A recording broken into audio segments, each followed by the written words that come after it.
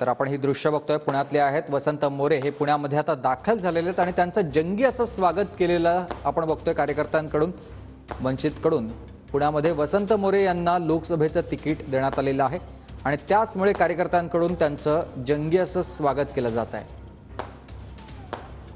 2 दिवसांपूर्वी वसंत मोरे प्रकाश आंबेडकर यांच्यामध्ये भेट झालेली होती आणि 2 दिवसानंतर वंचित बहुजन आघाडीनं आपल्या तिसऱ्या यादीची घोषणा केलेली आहे. या तिसऱ्या यादीमध्ये पुण्यात वसंत मोरे यांना उमेदवारी जाहीर करण्यात आलेली आहे आणि त्यामुळेच वसंत मोरे यांचं पुण्यामध्ये जंगी स्वागत केलं जात आहे.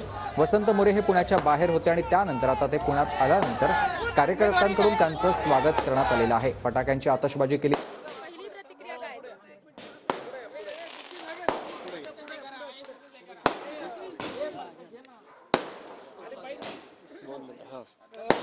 अधिकृतरित्या आज तुमच्या यादीमध्ये नाव आलंय, उमेदवारी जाहीर झाली आहे, फटाके फोडले जात आहे. आपली पहिली प्रतिक्रिया काय?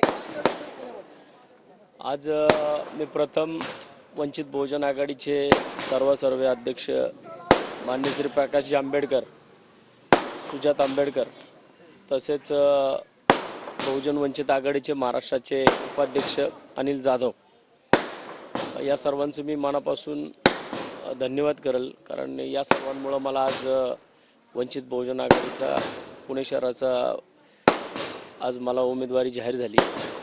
मी मनापासून त्यांचा आणि पुणे शहरातील सर्व बहुजन वंचित आघाडीच्या सर्व मान्यवरांचं, सर्व कार्यकर्त्यांचं मनापासून मी धन्यवाद करेन. त्यांचं सर्वांचं अभिनंदन करेल की या सर्वांमुळे मला आज पुणे शहराचा उमेदवार म्हणून घोषित करण्यात आलं. तात्याने वंचित बहुजन आघाडीमध्ये प्रवेश केला. आता तात्यांचं पुढचं संपूर्ण करिअर जे आहे ते वंचित बहुजन आघाडीमध्ये नक्की 100%.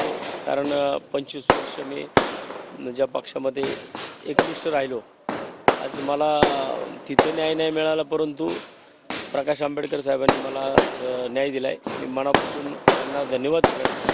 आणि माझा जो पुण्यामध्ये पॅटर्न असेल तो कात्रजच्या विकासाचा पॅटर्न हा पुणे शहरामध्ये असेल. माझा स्वतःचा वैयक्तिक असा कुठलाच पॅटर्न नसेल, परंतु माझा पुण्याचा विकासाचा पॅटर्न असेल. भेट घेतली आहे.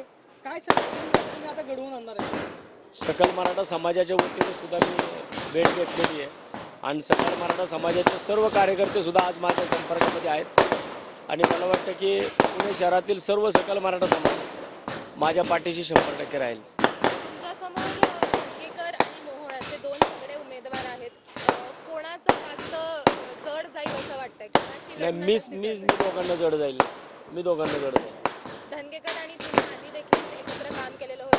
त्यामध्ये तुम्ही अनेक वर्ष एकत्र काम केलेलं होतं.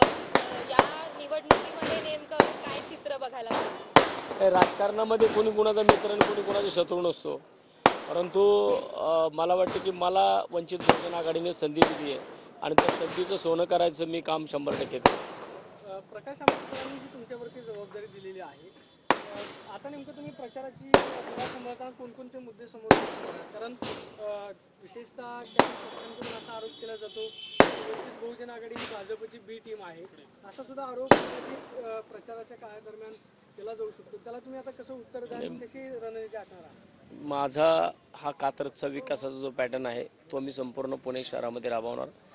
गेली 15 वर्ष मी पुणे शहरामध्ये नगरसेवक म्हणून काम करतोय आणि नगरसेवक म्हणून काम करत असताना मी जो विकासाचा मुद्दा माझा महत्त्वाचा या उपनगरामध्ये राहिला आहे, तोच माझा विकासाचा मुद्दा महत्त्वाचा हा पुणे शहराच्या संपूर्ण पुणे शहरामध्ये असेल. त्यामुळं मी कुणाची टीम नसेल, मी पुणेकरांची टीम असेल नक्की.